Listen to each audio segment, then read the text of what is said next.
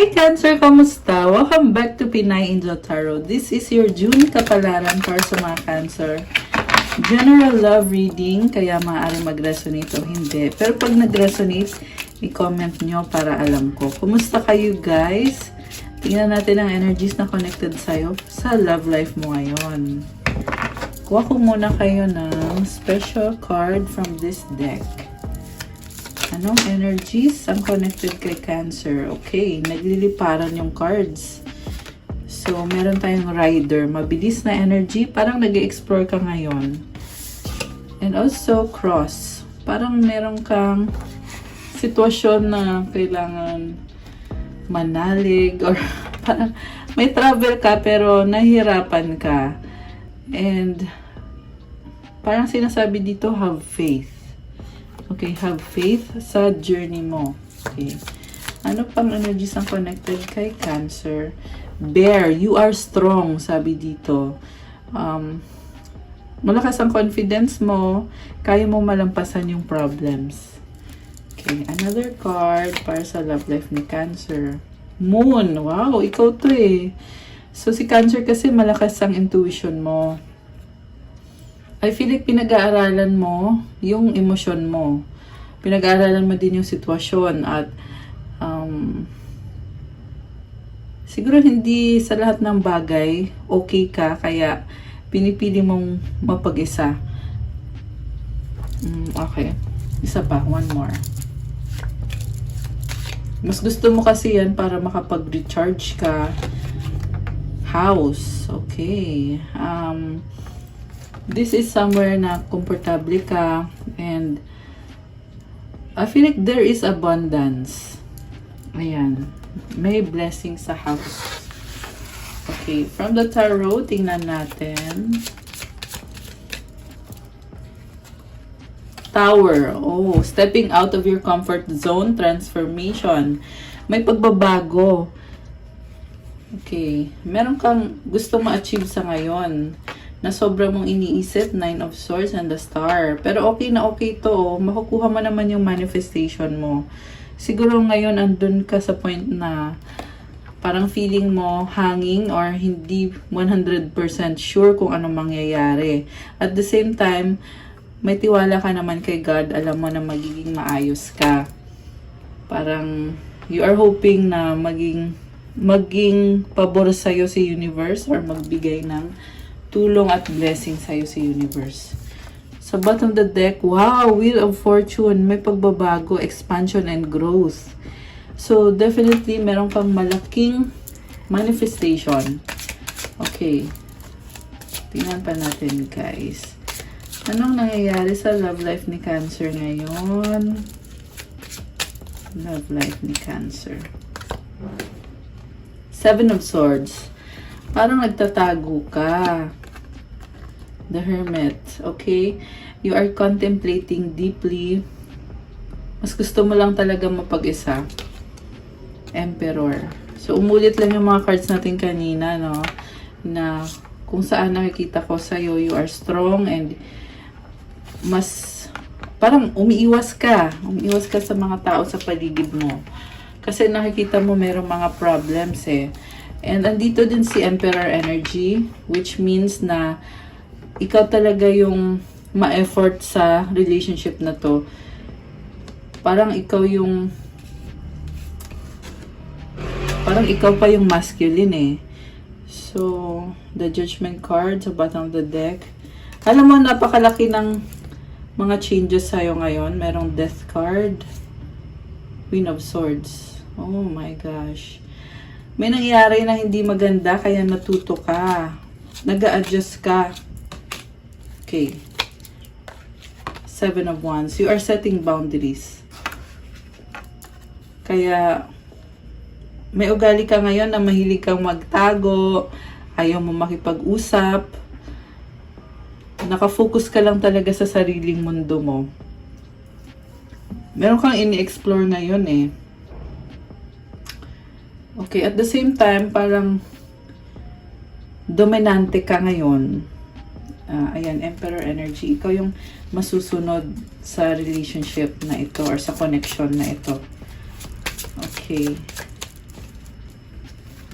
Parang puro ikaw, puro sarili mo yung inuuna mo ngayon. The Devil, King of Wands. Oh my gosh! So, merong nakita akong attachment. Ayan. Page of Cups. Okay? I feel like ini-enjoy mo lang talaga yung buhay mo ngayon. Kasi, parang pinapakinggan mo kung ano yung gusto mong gawin. You have the freedom. And ini-enjoy mo kung ano yung meron ka sa buhay mo ngayon. Queen of Wands. Okay, may kadil kang person dito. Pareho kayong attracted sa isa't isa. Si King of Wands and si Queen of Wands. May bagong offer. Mukhang nawala to sa buhay mo for a while, pero ito ngayon nagbabalik. Wow, nice. Okay. Ano bang nangyari dito between Cancer and person na nagbabalik? Okay. Six of Pentacles. Parang gusto niya lang ulit kumunik sa'yo, paramdam sa'yo na andito pa ako. Parang sinasabi niya ngayon, hindi naman ako nawala eh. Pero nawala talaga siya. Pero pinaparamdam niya sa'yo na andito lang siya. High Priestess. Malakas ang intuition ng person na ito. Baka may kadikang Pisces or someone na tahimik, misteryoso, na parang minsan hindi mo maintindihan ano kayang iniisip nito kasi mas pinipili niyang manahimik. So, ito siya ngayon, parang iniisip mo, ano kaya intention ng taong to kasi hindi ko siya maintindihan. Mag-o-offer siya sa'yo. Meron na kayong pag-uusap pero nagbabalik siya para i-check kung ano na, kamusta na Cancer. Hierophant. Oh, wow. Parang itong person na to, wow, the Empress and the Hierophant. Nakikita ko sa kanya, mahal ka nitong taong to eh. Baka soulmate mo or twin flame.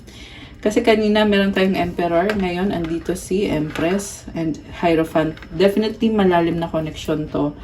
Parang nababasa niya yung utak mo. And binibigyan ka niya ng blessing. Sinasabi niya sa'yo, Cancer, tanggap kita, mahal kita. Kung ano ka man ngayon. Although parang hindi kayo nag-usap nitong taong to for a while. Pero ito siya nagbabalik.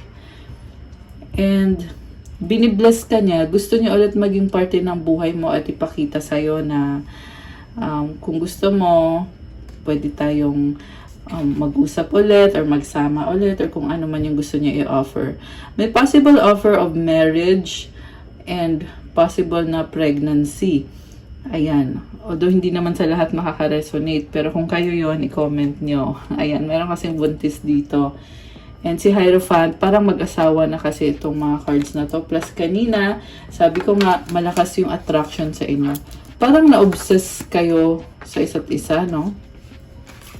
Merong ako nafe-feel dito na so much attraction. Ano kaya nangyari? Okay, may nakita ko na ikaw yung nag-reach out sa kanya first and then siya naman sumagot lang. Pero this time, siya na yung gustong mag-offer sa'yo.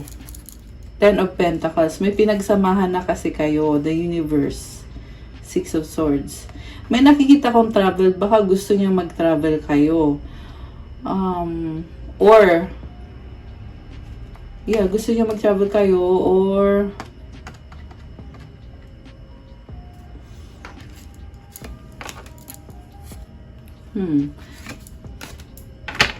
yun. Gusto niya mag-travel kayo. Kasi may something about money dito parang na-attract kayo sa isa't isa na ito yung gusto nyong gawin together, na magsama kayo, lumabas kayo. And merong Six of Swords, which is, ibig sabihin din itong card na to, moving towards calmer waters. May disagreement kayo dati, pero this time parang sinasabi nyo na mas masaya na kayo ngayon, kaya kung ano man yung disagreement nyo, wala naman yun. Parang sa part niya, iniisip niya na hindi kayo nagkasundo. Pero sa'yo naman, iniisip mo lang na nawala siya sa'yo. Wala ka namang bad intention sa kanya. King of Pentacles. The Lovers. Oh my gosh. Alam mo, nakikita ko sa person na to, gusto niya andyan ka pa rin kasi mahal ka niya. And the Lovers is about a big decision na pinili ka niya. So, possible na may ibang choice siya, pero ikaw yung napili. 9 of Wands. Parang, daming nangyari sa buhay niya. Itong taong to. Masyadong seryoso eh. So, nagka-problema siya eh. Ayan, may mga personal problem siya. Pero ngayon, ito siya, nagbabalik siya sa buhay mo. Oh my gosh. Okay, 2 of Pentacles. Ang nakita ko, busy tong taong to, kaya pinapahinga niya yung isip niya. Kaya maaring hindi na yan nakipag-usap sa'yo ng matagal. 2 years or 4 years. Ayan. Pwedeng months, weeks, days. Okay. So, ano na ngayon ang next? 9 of Cups, 2 of Wands. Nagsustok sa'yo tong person na to eh. And nakikita niya na masaya ka, although meron ka pang isang wish na hindi pa ata natupad. So, pinag-aaralan ka niya. Nakikita niya sa'yo na blooming ka ngayon. At, okay. Ano bang gusto mangyari nitong person na to? 4 of Wands. Gusto niya ulit magkabalikan, magkaayos. Commitment kasi to guys. Pwedeng wedding. 3 of Cups celebration. Parang magaan lang, na gusto lang niya ulit ibalik yung connection. Kasi celebration, opportunity tong card na to. So, kumbaga walang expectation, walang promises. Although kanina, nasabi ko sa inyo, di ba, na gusto niya talaga ng malalim na connection. Pero at the same time, ini-enjoy nyo rin eh, na magaan kasama ang isa't isa. Wow, nakakatuwa. Sa bottom of the deck, the Chariot. Oh, this is you. So, ikaw, ilalaban mo din, pero parang nagdadalang isip ka sa kanya. Inisip mo, ano kaya gusto nitong taong to? 6 of Cups, may mga memories kayo. Sobra ka nagkikare sa kanya. Mahalaga siya sa'yo. Oh my gosh. 7 of Cups. Naalala mo yung memories nyo. 2 of Cups. Emotional ka dito eh. Pero tanggap mo siya. Ibig sabihin, magkaiba kayo. Mukhang magkaiba na kayo ng landas. Page of Wands. Knight of Wands. Parang nakikita ko sa'yo, interesado ka pa rin sa kanya, pero iniisip nyo kasi yung sitwasyon nyo. Nagkaiba na kayo ngayon ng mga sitwasyon, magkaiba na ng buhay, magkaiba na ng landas. Pero andun yung feeling na emotionally, naaalala mo yung mga times na siya yung kasama mo, siya yung,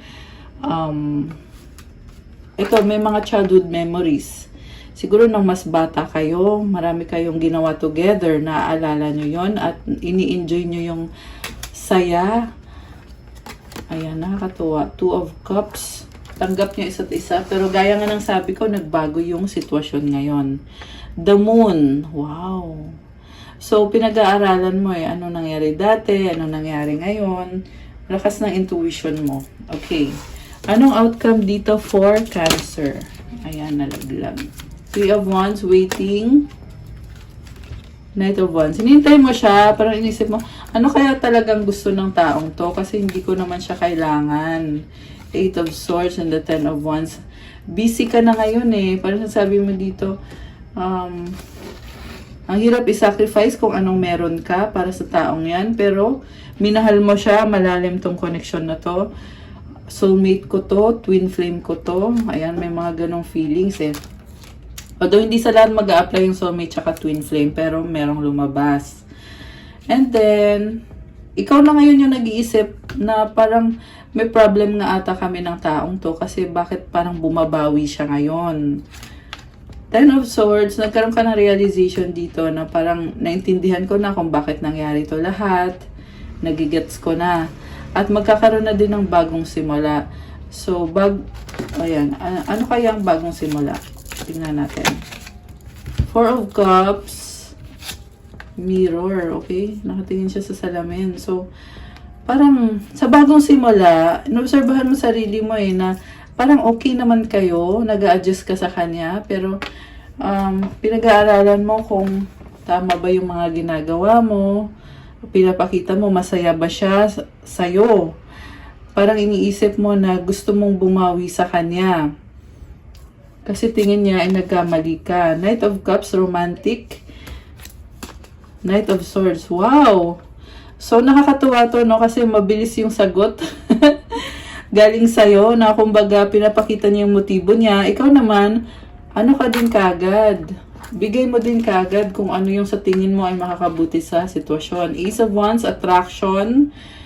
And medyo natatakot ka nga lang. Pero gusto mo tong taong to eh. Ayan, may crush ka sa kanya eh. Ayan, Eight of Cups, Four of Pentacles. Ito yung fear mo na baka mamaya pag na-stuck ka sa kanya, mahirapan ka nang umalis. Kaya takot na takot ka, medyo umaatras ka dito. Emotional ka kasi, King of Cups. Ayan. Pero alam niyo guys, sobra kang mahal nitong taong to. And sa nakita ko naman, magaan naman yung intention niya sa'yo. Gusto lang niya ipa-feel sa'yo na, uy, kamusta ka na, Cancer? Andito pa rin ako. Okay pa rin tayong dalawa. So, parang sasabi niya, nami-miss ka niya, gusto lang niya kumonik ulit sa'yo kasi mahalaga ka pa rin sa kanya at gusto niya iparamdam sa'yo na you are very special, na parang gusto ka lang niya i-bless. Okay, anong outcome? Ito ka mahal mo siya eh. Wow, Ace of Cups, new beginning. Try again, sabi dito, subukan natin ulit, parang ganon. Excited ka eh. Na-excite ka dito. Ace of Swords, ayan, bagong simula. Wow, guys! Ace of Pentacles. Alam niyo, medyo similar kay Gemini. Yung iba sa inyo, baka Gemini yung kadil nyo. Kasi kaka-reading ko lang ng Gemini kanina. So, para yun sa mga may kadil na Gemini. Pero kung hindi naman, edi, ayan na. So, ito, ang nakita ko ay bagong simula kasama tong person na to na kumbaga magiging party ulit kayo ng buhay ng isa't isa. Kasi there is so much love. Nine of Pentacles. At the same time, nakikita ko na kayang-kaya mo sarili mo, pero masaya ka lang na andyan siya. At ayaw mo ding mawala siya. May mga sarili ka ding problems mo. At kailangan mo ding magtrabaho. Strong person ka, may justice card ka dito.